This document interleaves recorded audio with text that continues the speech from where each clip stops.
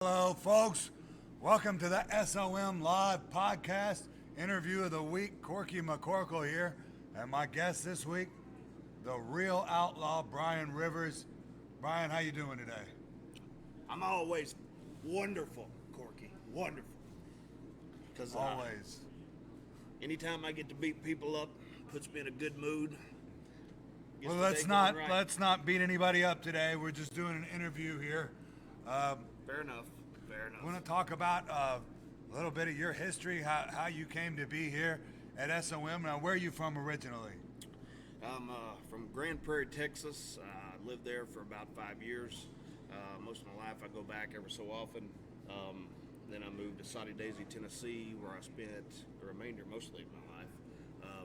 I live mostly up around the Athens, Tennessee area from time to time, and I always got to go back home to Texas. Yeah, you're always representing Texas here at SOM. Sometimes you just shout out Texas for no reason. No reason. I've got plenty of reason.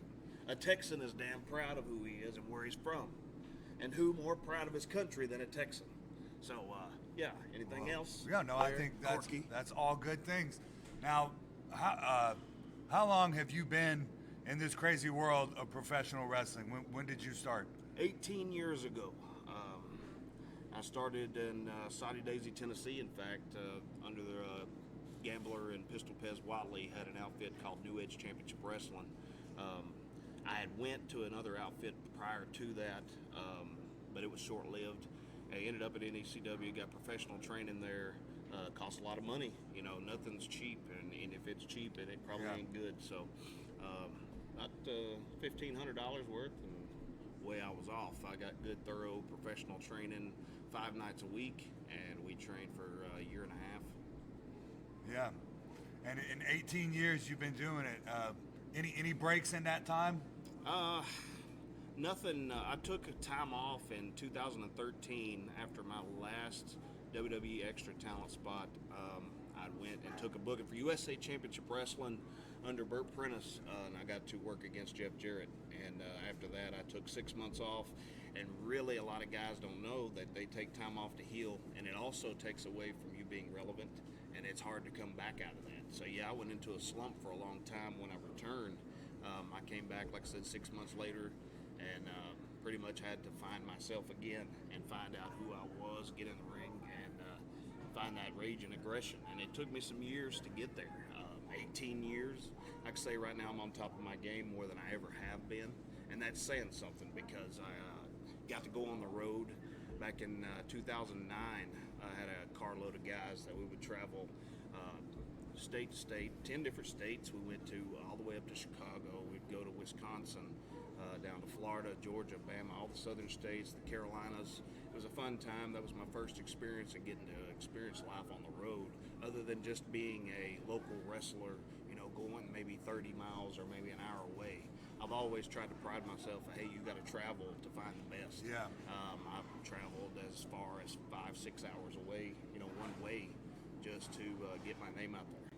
Yeah, and if you don't love to travel, you better learn to love it if you want to be in this wrestling business. Exactly, and that's one thing I can say. I've got a gypsy soul. I love to travel around. I love to see things. I've got to experience the country. You know, as far as wrestling goes, I think 19 states total that I've got to go into, and you know, I look forward to be more. Hopefully, within the next couple of years, we'll be on the highest playing field, and there's going to be people looking up that used to look down at us. Yeah, and now you talked about you picked up a couple of checks from Titan there. Yes. You said. I spent about a year and a half. I got called quite a bit of times. They were taking a look at me. I actually got high recommendation from William Regal. Brooklyn Brawler was there too. They spent a lot of time with me there. Regal mentored me the whole entire time. He would always pull me aside and tell me things that, you know, a lot of guys didn't get to hear. And like I said, I was blessed with that. My trainer, like I said, the Gambler, did a lot of stuff with WCW back in the early 90s, mid 90s, and he got to train with Regal down at the power plant. So I guess we had a connection there, and that's when me and Regal kind of bonded. And I'm blessed for the time I got to go, but I haven't, like I said, I haven't been up there since 2011. They have called since, and for my own personal reasons, I chose not to go. But yeah, it was definitely an experience and something I'll never forget. Yeah, and an experience I'm sure everybody here at SOM would like to have one day. Yeah, yeah. At least once. Now, what about some of your early memories of wrestling? Like, what is it that made you fall in love with the sport of professional wrestling? Oh man, I was glued to a TV set from as early as I can remember. My family was real big into professional wrestling. My uncle, I'm a second generation wrestler. My uncle wrestled for a brief time. It was very evasive for him. He almost got his back broke, and this ain't for everyone. I mean, there's people that get into this business, and you come in and you'll realize that this is not ballet. The hits are real. I mean, we realize that we do have, to take care of our opponents. We've got families. As much as we hate them and we want to kick the living shit out of them or kick their brains out, we have to have limitations because this is a regulated sport. I can still go to jail for brutalizing somebody in that ring just like I would out here on these streets. So, therefore, we do have to kind of water it down, but I don't water it down much. No, you don't. No. You don't. And what about when you decided to actually go into wrestling yourself? What was the thought process, that the decision that I'm going to be a wrestler? When did you know? Man, it was actually way later than I actually originally, would have hoped. When I was in high school, a friend of mine, his dad had managed Terry Gordy briefly and around the North Georgia territory as the Fighting Irishman, back when Terry was going as the Fighting Irishman. And they told us about a couple of wrestling organizations around the area, and we decided, we've never been, let's go check out some of this local wrestling. And we didn't realize till we got there that, hey, we saw this sign that said, hey, you want to train to be a professional wrestler? I said, I would love to. Because that's something, like I said, I was always glued to a TV set. I've owned every video game imaginable. Now, don't get me wrong, I didn't sit on my ass and just play video games all the time. I spent half my time on the farm outdoors, and then when it was time to go home, I would wind down and turn the video game on. I mean, I had every wrestling thing known to man. I'd make my own seasons. My cousin and I, we would get together, and we would lay out storylines and things of that nature, and we would actually have fun with it. And that's how I guess I got my feet wet and knowledgeable. What was your favorite wrestling video game? Oh man, there were so many good ones. I know that there was a couple of years my cousin and I were talking, hey, we would like this feature added or this feature added, and then he kind of tried to mislead me by saying, well, they don't make the perfect wrestling game, and in that year I felt they did, and I want to say, man, it was right after the era of the NWO WCW Revenge that came out. Yeah. And then the PlayStation craze started for everybody. Yeah. So, yeah, I don't remember right. Those are my favorite. The Yeah. WCW, NWO Yes. Revenge, the Nintendo 64 THQ wrestling games were the best for me. I'm wide open. On those, I kind of wish that they would have had a more free option to defend titles, one match besides having to send somebody through 10 guys to get there. Yeah. That would have been something I would have done different, but hey, we made do with it. Of course we couldn't have our title matches, but we had title matches without the titles, so just to keep up storyline purposes. But you booked the wrestling in your head on the video game and put it on the video games. Yeah, and we would get up and act out our promos and stuff, things of that nature, just to have fun with it. And then, like I said, I've kept up. I'm like a sponge. I've watched wrestling from the time, like I said, I was little. I went back and watched older tapes. I was born in '85, so I didn't get to see all the golden stuff until I went back and watched tape later of that golden era and learning and the knowledge of seeing the Andersons and the Horsemen. And Dusty and Barry, and then that's where, up until, let's say, WCW took over, and then probably about 93, 94, those were up to my favorite years, and then it kind of went stale. The business kind of went stale around 95. Kind of WWE was kind of hard to watch. Yeah, the early 90s in WCW was... If you wanted to take a good nap, just flip the TV on back then, and then, see, a lot of times I could turn on or take a VHS that maybe I'd got from my uncle, an old pay-per-view in your house. If I wanted to take a good nap, I'd just pop one in, watch some good wrestling, and then go to sleep. Yeah. They'd probably put me to sleep. When did you first see Stan Hansen? Man, Stan, the Lariat Hansen. I watched the footage with him and Luger. I remember renting the VHS and seeing Halloween Havoc. And when Stan first came in and attacked Luger, and I was like, wow, that was a big guy. And it kind of caught my attention. And as time went on, then he took the U.S. title from Luger and had a run with it. And I love the whole lineage. See, a lot of people have compared me, hey man, you remind me of Stan Hansen. And that's kind of an honor. And I've kind of had the reputation of some shows. I've been fired from shows for being too real. I've hung people. I took a bull rope and hung a guy over the top rope. People called the police. I had the police there in Red Bank, Tennessee at that particular show there, threatening to take me to jail for being disorderly. And I was like, hey man, because certain people running wrestling shows that shouldn't be, a little bit of money, anybody can run a wrestling show, and that's the bad part. Yeah. And that was it was what it was. I don't have any ill will towards it. It happened, and I had a lot of shows like, hey man, we can't have Brian Rivers here, or we're not going to let y'all run anymore. That's because I said what I wanted to say. I did what I wanted to do. I've been 100% real, and people can't handle that. Yeah. I'm not going to water down myself for anyone. What you see is what you get, inside and outside of the ring. I'm country through and through. I ride horses. I ride motorcycles. I'll go hang out all day in the woods by my damn self. I don't need anybody. Like I said, I'm just that person. I've got the family. I've got Judas the Mad Hatter. I've got Chad Bartlett, Bronson Garrett, and Dara O'Connelly. And right there, that's all the people I need to converse with. Just send me out in the woods the rest of the time, and I'll be happier. Put me in the ring. You want to find out who I am? That's where I'll be. Now, you mentioned renting the tape from the store with Stan Hansen and Lex Luger Yes. in the match. Now, people take for granted now they've got YouTube, they've got WWE Network, and all that sort of thing. Now, back in the day, you had to, if you wanted to watch these wrestling matches, you had to find the tapes. Mm-hmm. And I remember in my neighborhood, we would have, there'd be multiple video stores, but you had to find that one store that had the wrestling tapes, Yes. right? Yes. And not every place had them, so.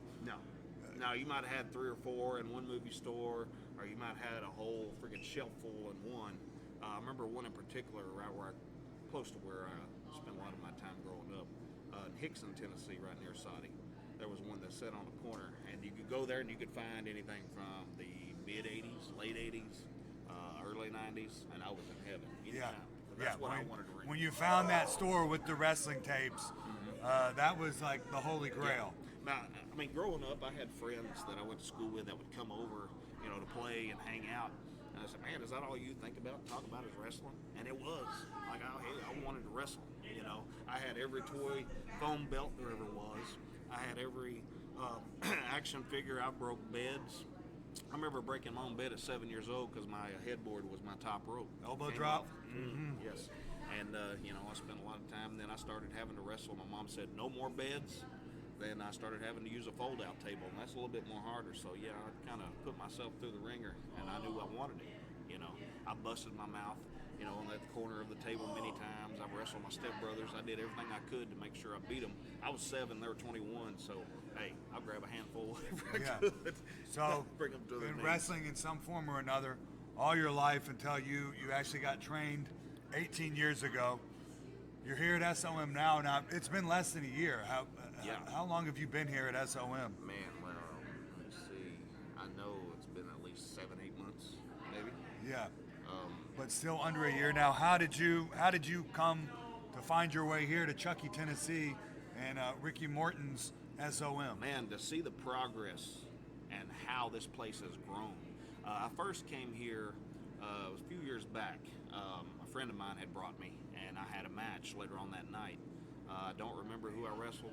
I don't remember who won, who lost. I just remember, hey, I'm here at Ricky Morton's school. I'm wrestling with some of the top talent that they're bringing in. And, people got the wrong idea. They think that this is a school trying to be a wrestling show. That's not the case. I'm not a student, but I'm always learning. Don't get me wrong. I learn every day. If you're not learning, I mean, there's things that I'll watch. I do a lot of video footage research during the week because there's a lot I've forgotten that I'm rekindling by watching these videos. Hey man, I used to do that, or I used to do something similar to that. Why don't I do that anymore? Because I'll add anything I can into my plethora of move sets, signatures, whatever you want to call it. I do what I do. I mean, I don't do the same thing every time because any opponent. Anybody that's got two fists has a fighting chance, and you never know who you might get in there with. Somebody might be equipped with MMA. I mean, I've got a little background with that myself. Spent 6 months training. I never really had health insurance. I've never been the type to keep it, so I didn't really compete very much. Yeah. But I was very successful in everything I've done. But like I said, I've had my ass kicked, so I'm not going to sit here and say I'm a badass, but I do have knowledge. And I have to watch what I do out here. I can't go out here and fight as much as I'd love to, because nowadays they'll throw the book at you, and it's a money system. Don't get me started on that. I'll be shooting on the judicial system here. Yeah, we don't need to get into that. No. But like you said, you're not a student, but you're always learning. I think that's important, not just in wrestling, but in anything you do. Yeah. It's best to give it your all. It's all or nothing. If you're going to do something and half-ass it, what's the point in even starting? My belief and my philosophy is, be thorough. Always know what your next move is. And if you're confused of what your next move is or don't know, take a step back. And I know that sucks, but I've been homeless, and I've had to take steps back, regroup, and build myself back up. I've slept in cars on the coldest day of the year. I mean, I'm not going to sit here and say nothing that's not true. I mean, I could write a book of things that I've been through, but I'm not a sob story. I don't want anybody coming and patting me on the back saying everything's going to be okay. I'm still living my life. God made me tough for a reason, and I'm still kicking. I mean, I've went through a lot of traumatic stuff, and all my energy from that, instead of going out here and going to jail, I mean, like I said, I've done my share of time behind bars. I won't get into any of that. We'll protect the innocent, but this is life. This is my life. Getting inside the ring, that's what keeps me out of trouble. That's what gets me out of the depression and anxiety. Sometimes as life throws you curves, depression can be labeled as, hey, I'm just, not feeling very well, or this has upset me. I don't care. I've not been diagnosed with anything. I'm not going to diagnose myself. I've been depressed. I've been anxious, and life throws you curves, and you got to be prepared to handle whatever life throws at you, because if you're not, it's going to run your ass over, and then it'll bury you.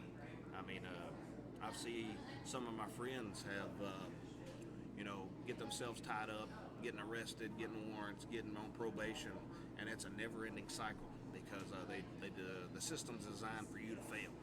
So we always have to be one step ahead. Always be prepared for the next move, because you never know what's coming.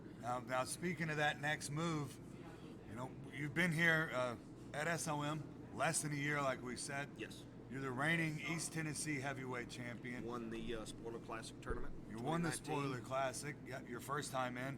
Now, what is the next move, so to speak, here at SOM for Brian Rivers? Oh, always. If you don't want to be the top guy, if you don't want to be the best, then what are you doing this for? Yeah, I want to be the SOM heavyweight champion. I want to be the guy. The East Tennessee champion is a high honor. The history and the lineage behind that title extends all the way back years ago. Now here we are at SOM, and I'm carrying that title. So that title means something to me, and it's the only title in East Tennessee that means something. So if you want to prove me wrong, the door is wide open. We've got an open door policy. We're here. Show up. Come on. I'll take you on. I don't care. We don't have to have rules and regulations. We don't have to have a referee. I'll prove that I am legit. Who's been your greatest opponent so far here at SOM? Here at SOM. A lot of great competition man, here. Wow. I could say, I've had some good matches with, RT3. RT3 is our current heavyweight champion. And I've already told him, hey, I took the East Tennessee title off of him. He went one step higher and become heavyweight champion. Well, on any given day, if I ever got the opportunity and I'm standing across from him, I'd love to make him 10 pounds lighter, because I want to excel myself. I'm right on your heels, pal. And any time that the powers that be ever felt that Brian Rivers deserved a heavyweight title shot, that's exactly what will happen. It'd be interesting to see what does happen. But RT3, I was a good opponent. I had a good memorable matches with Rebar Rooster. That weird guy, I guess he likes to party, got the blonde hair, got the mullet going, but in the match, man, he was definitely something, he was a different opponent. Taller guy, could move, better than a lot of cruiserweights out there. So yeah, it was very fun, and not a very definitive conclusion to that matchup either. No. It almost had him beat, but we had some interference. That's what I remember. No, I mean, family business. We'll just leave it at that. Now, what about some of these young up-and-comers that you haven't faced here yet? I guess I could just tell them bring your best because I am. I'm not going to let up on you just because you're inexperienced or you don't have the same experience level as I do. Use all your knowledge, use everything you can because I'm going to do everything I can to wear you down, break you down, and beat you because my goal is to go to the pay window at the end of the day, get my envelope with my money in it, and go on to the next town. So that's pretty much business before anything. Well, I think that pretty much sums it up, folks. That's the East Tennessee heavyweight champion, Brian Rivers, our guest here this week on the SOM Live podcast. Thank you for joining us, and best of luck to you in the future. This is very rare to see me this calm, but you get that pleasure that day. It is rare. We'll see you next week on the SOM Live podcast, folks.